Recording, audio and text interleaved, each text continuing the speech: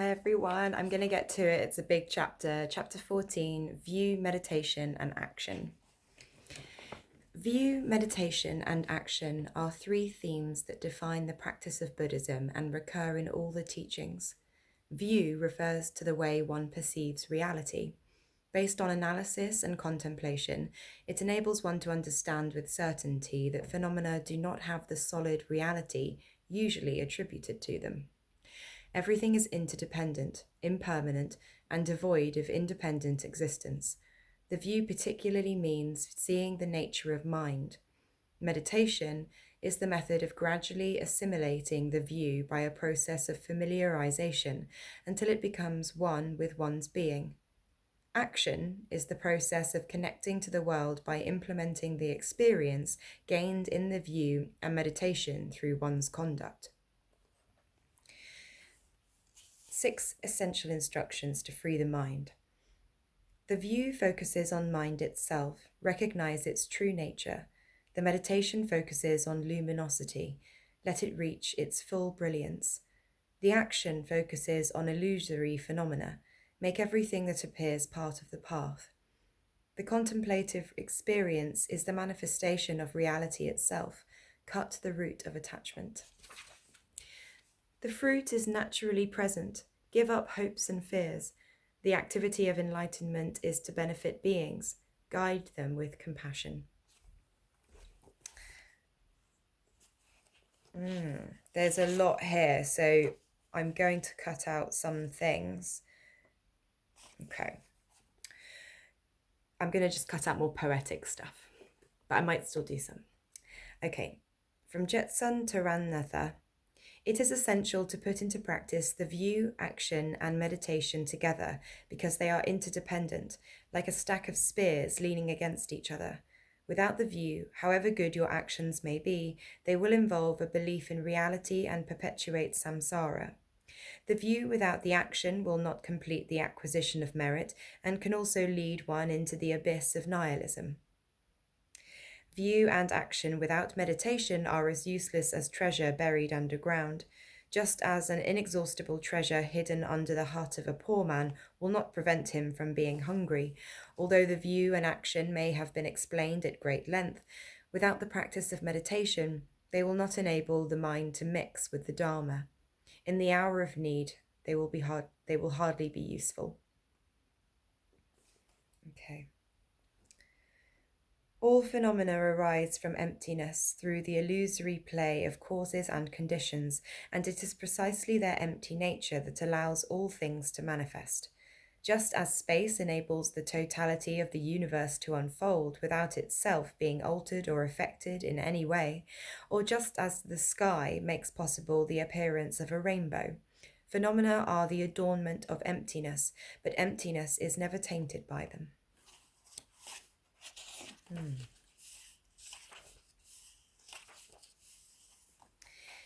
This is from Dojom Rinpoche.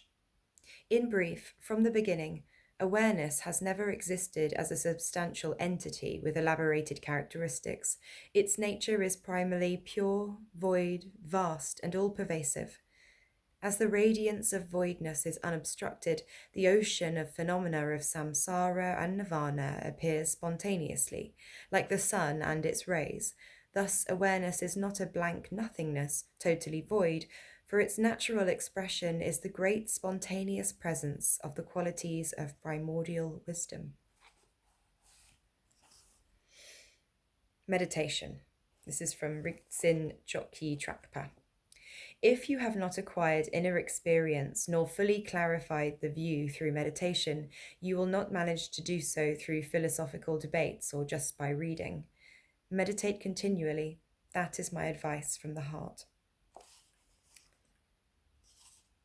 This is from the 7th Dalai Lama, Kelsang Gyatso.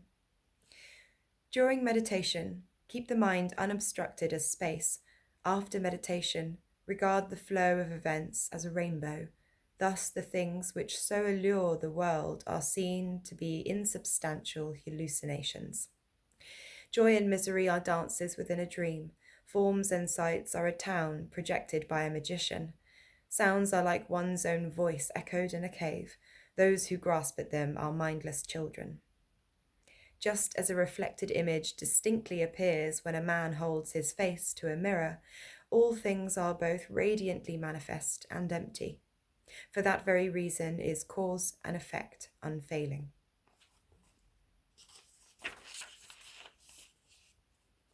This is the second bit of advice for retreat, which I read in the previous chapter from Dujom Rinpoche. Having thus cut from within all doubts and misconceptions about the view, to experience that view continuously is called meditation.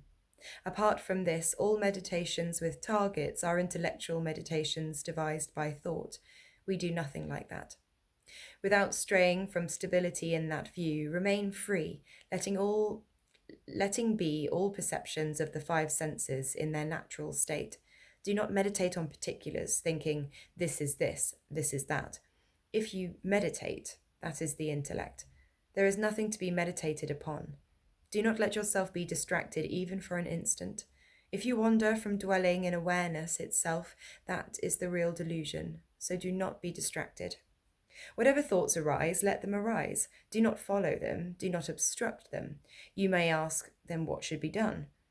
Whatever manifestations of the phenomenal world may arise, remain in a state of natural freshness, without grasping at them, like a small child looking inside a temple. If you do so, all phenomena remain as they are. Their aspect is not modified, their colour does not change, their lustre does not vanish. Although the phenomenal world is present, if you do not contaminate it with concepts and clinging, all appearances and thoughts will arise as naked primal wisdom, empty and radiant. People of narrow intellect are puzzled by the great number of teachings that are said to be very profound and very vast. So if we were to point a finger at the essential meaning that emerges out of them all, one would say, when past thoughts have ceased and future thoughts have not yet arisen, in the interval, is there not a perception of nowness, a virgin, pristine, clear, awake, and bare freshness that has never changed even by a hair? Oh, that is the natural way of abiding of awareness. However, it does not always remain in that state. Doesn't a thought suddenly arise? That is the natural expression of awareness itself. But if you do not recognize it as such, at the very moment it arises, that thought will spread out into ordinary things. This is called the chain of delusion. It is the root of samsara. If you simply recognize the nature of the thoughts immediately as they arise, without extending them, leaving them freely to themselves, then whatever thoughts arise are all simply liberated in the expanse of awareness, Dharmakaya. This itself is the main practice, uniting the view and meditation of cutting through solidity. As Garab Dorje says, when awareness arises abruptly from the natural state of the primarily pure expanse, that instant of recollection is like finding a gem in the depths of the ocean. This is the Dharmakaya, which has not been contrived or made by anyone. You should meditate like this with great energy day and night, without distraction. Not allowing emptiness to remain in the domain of theory, bring everything back to awareness itself. Lovely. Okay, we move on to action. On every occasion, pray tirelessly for the benefit of beings. When you are going to sleep, think, may all beings attain the absolute nature. When you wake up in the morning, may they awaken as Buddhas. When you get up, may they have the body of a Buddha.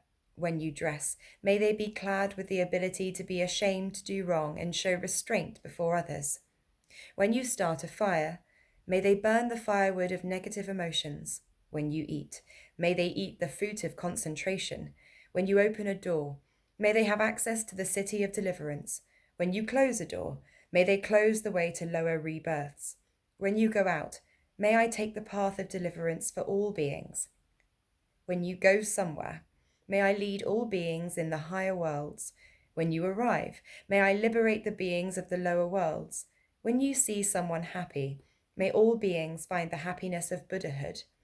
When you witness the suffering of others, may all beings be free from suffering. Every moment is an opportunity for action, good intention. Right, this is from Diljo Khyentse Rinpoche. The cessation of negative emotions. Ooh, this sounds good. Okay. As it is said, the sign of being wise is self-control, and the sign of a mature spiritual experience is the absence of conflicting emotions. This means that to the same degree that one becomes wise and learned, one also becomes serene, peaceful, and subdued, not a reckless person bursting with pride and arrogance. However much your practice progresses year after year, you will have no concern with comfort and discomfort. You'll have no pride at all.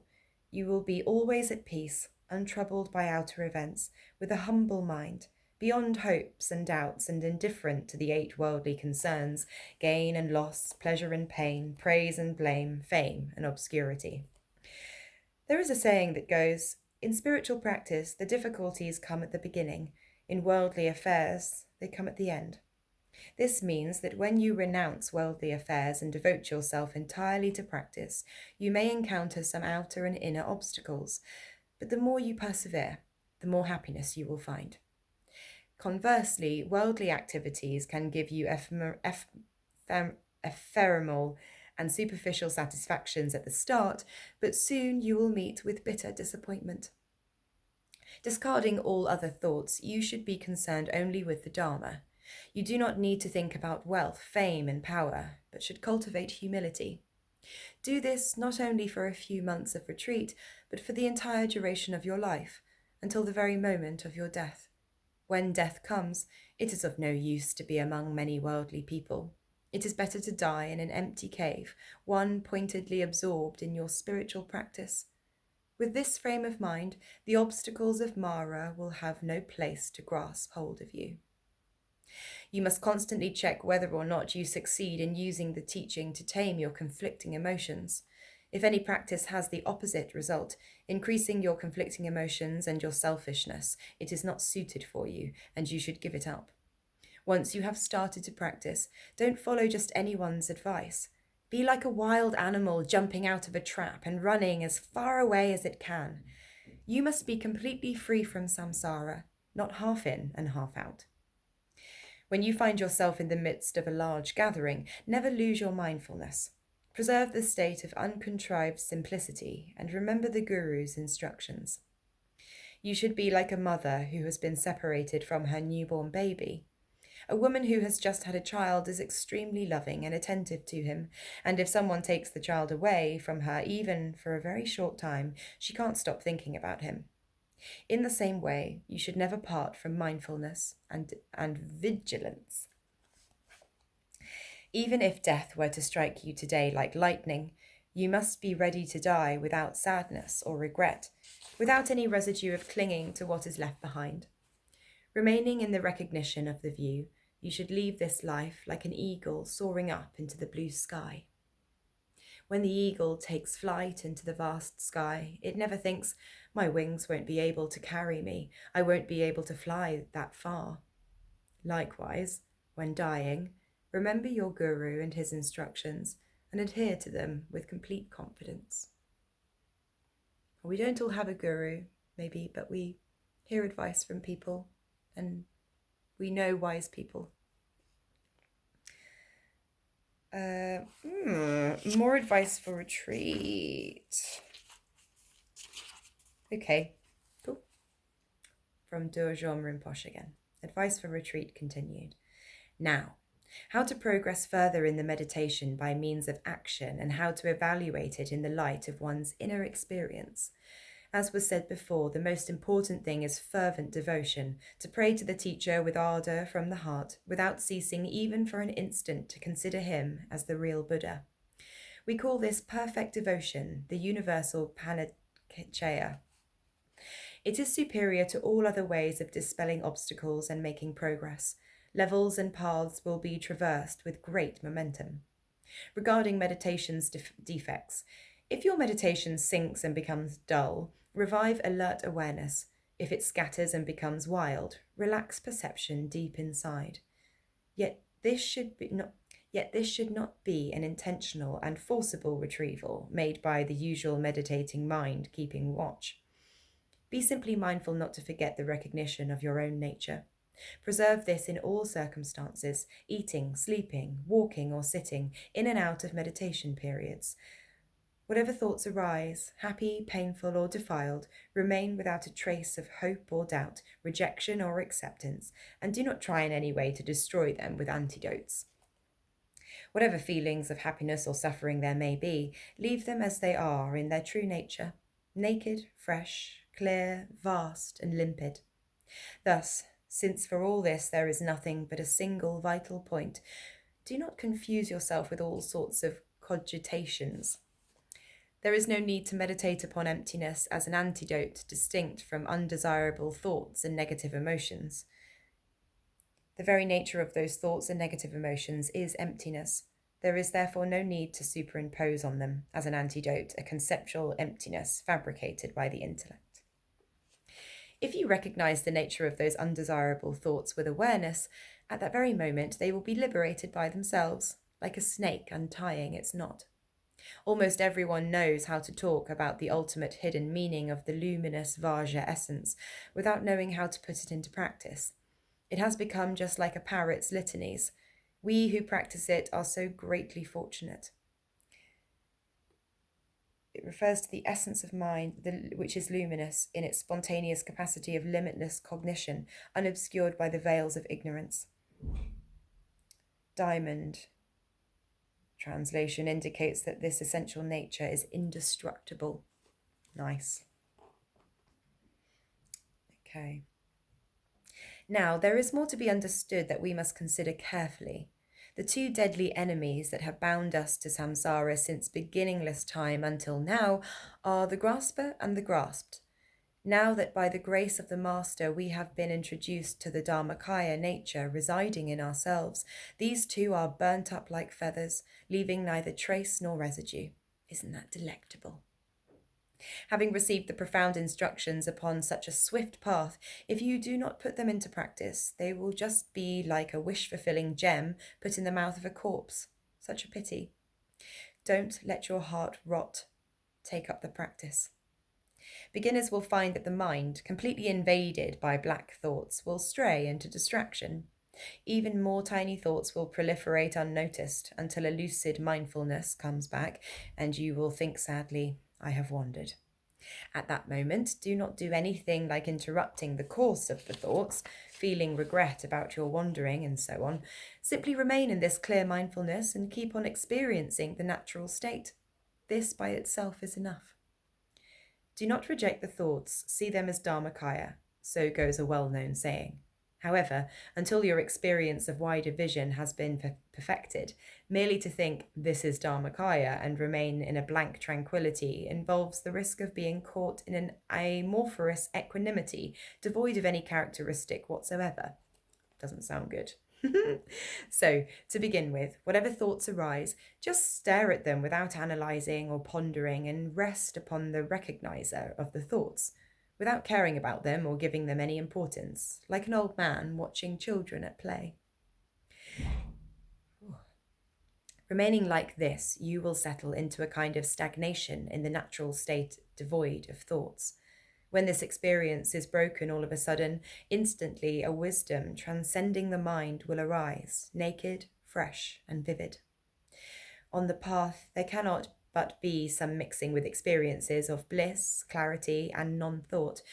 But if you remain without even a hair of self-satisfaction, conceited attachment, hope, or doubt, that will prevent you from going astray. It is very important that, always discarding distraction, you practice with one-pointed, vigilant mindfulness. If you stray into sporadic practice and theoretical knowledge, you will be satisfied with a vague tranquility without having reached a decisive experience. You will be only verbally clever, and this will not be at all profitable. As the great perfection says, theoretical understanding is like a patch. It will fall off. And experiences are like mist. They will vanish. This is how many great meditators are led astray by good or bad minor circumstances and get lost in them. Even when meditation has penetrated your mind, You need to cultivate it continuously.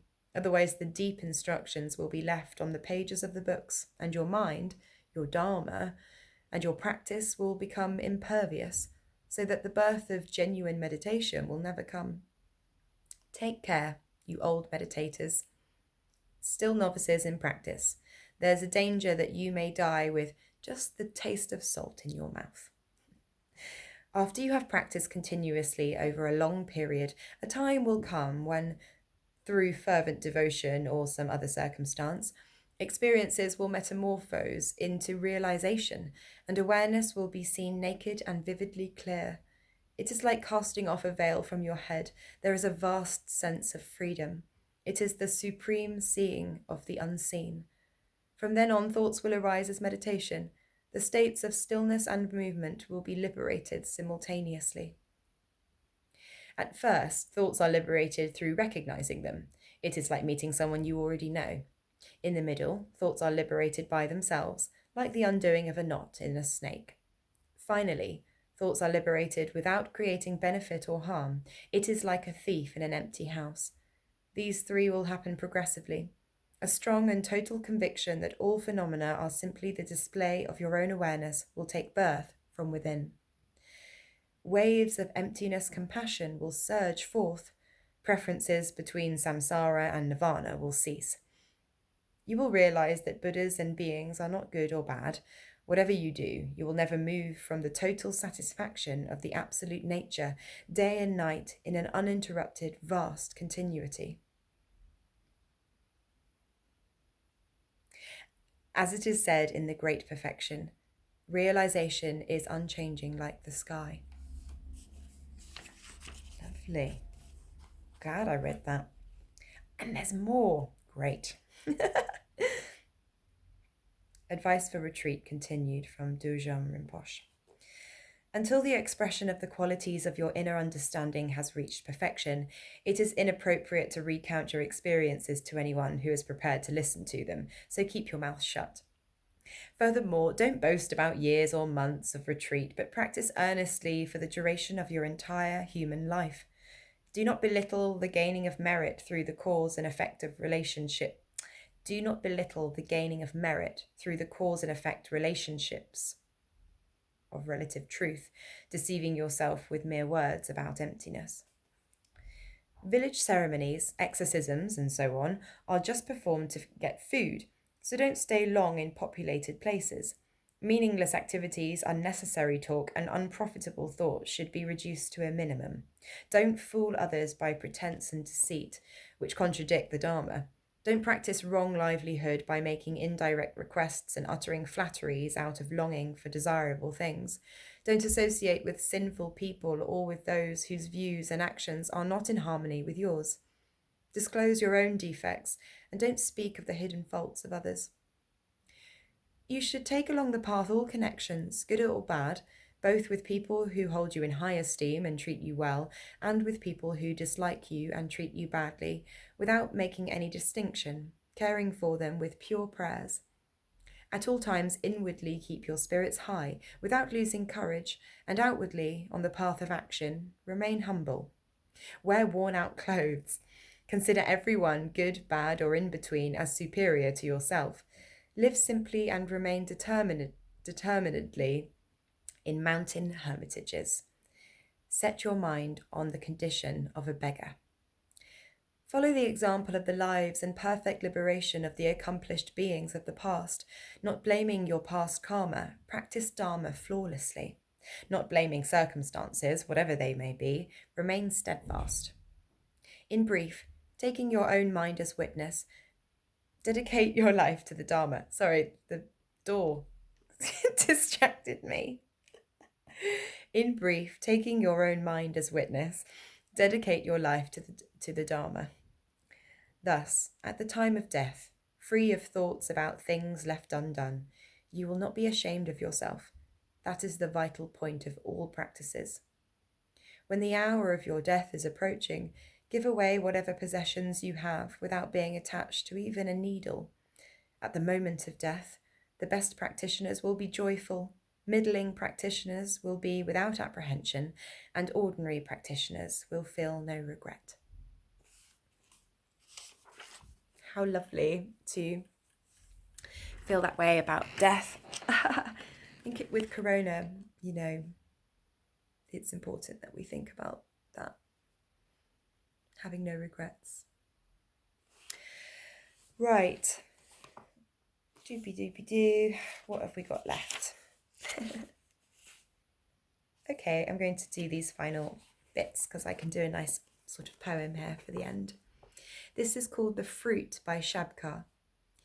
When one looks at one's own mind, the root of all phenomena, there is nothing but vivid emptiness, nothing concrete there to be taken as real. It is present as transparent, utter openness, without outside, without inside, and all pervasiveness, without boundary and without direction. The wide open expanse of the view, the true condition of mind, is like the sky, like space, without centre, without edge, without aim. By leaving whatever I experience relaxed in ease, just as it is, I have arrived at the vast plain that is the absolute expanse. Dissolving into the expanse of emptiness that has no limits and no boundary, all vision, all sound, my own mind and the sky all merge. Not once did the notion arise of these being separate and distinct. In the absolute expanse of awareness, all things are blended into that single taste, but relatively, each and every phenomena is distinctly, clearly seen, wondrous. Deeply intoxicated with the bliss of radiant clarity, vivid, brilliant, immaculate, from my heart I wish to dance with joy. Toward all the beings under the skies who have failed to realize this, all-pervading compassion spontaneously dawned. The urge to sing this song arose of itself. Without entering into the narrow rock gorge, which is mind watching for stillness and movement, without being caught in the snare of view and meditation created by the intellect, without flying into the dark clouds of dull states of mind, without plunging into the storm of agitated thinking, the great Garuda, my own mind, flew freely into the wide open sky of the absolute expanse. Eyes completely open, encompassing 100 horizons, utterly at ease, the Garuda of mind wings its way. What delight! In the expanse of sky-like evenness, all phenomena, all the appearances of sounds of samsara and nirvana are apparent yet empty. They are empty, and yet they appear. Although they appear, phenomena are empty, free of the limiting concept, truly existent. Although they are empty by nature, phenomena do appear, free of the limiting concept, non-existent. In the vast space of the view that is itself spontaneously free from the two limiting concepts, belief in permanence or in nothingness, this joyous song burst forth by itself. Even more vast than the sky is the view, emptiness. There, the sun of love and the moon of compassion arose, and again I made boundless prayers to benefit the teachings and beings. May all disease and epidemics, all famine, and all wars be ended, and may all have happiness and joy.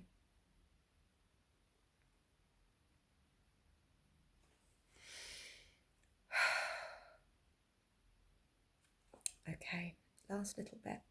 This is from Rangrig Repa Kunga Lodro.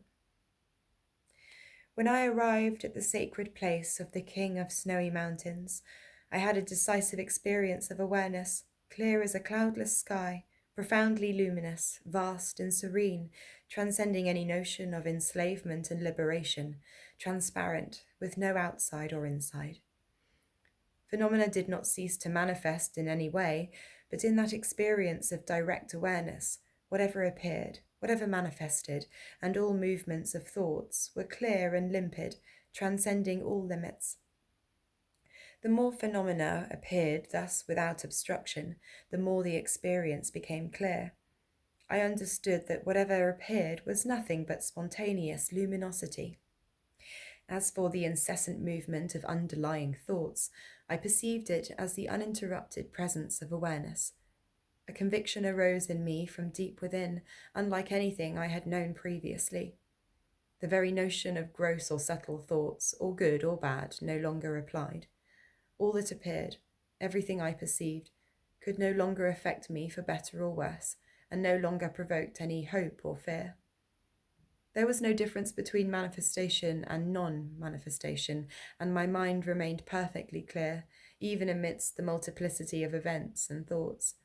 Even when jumping or running, even if my mouth and my eyes were distracted, my mind remained open and relaxed. All discourse about what is or is not, or of being or not being in meditation, had collapsed. There was an uninterrupted continuity of awareness beyond description, in which all mental activity came to exhaustion. Without it being necessary to distinguish between periods of meditation and non-meditation, I experienced certainty arising from the depth of my mind. And finally, from Gampopa, a drop of water is not much, but pour it into a lake, and when will it dry up?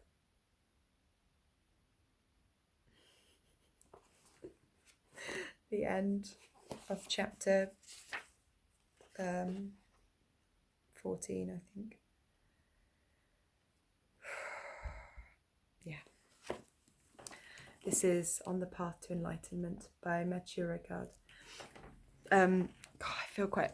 That poem I read towards the end made me quite emotional. It feels great to just wish everyone love and peace and health. You know, we've been through such a big thing and we're still going through it. That's the thing. It's, you know, it's Friday. I'm about to meet some friends. You know, hopefully have a fun weekend. I hope you do too. It's really hot here and sunny. But yeah, it does still feel endless and like, we'll be all right. But yeah, I wish everyone peace. May all beings be at peace.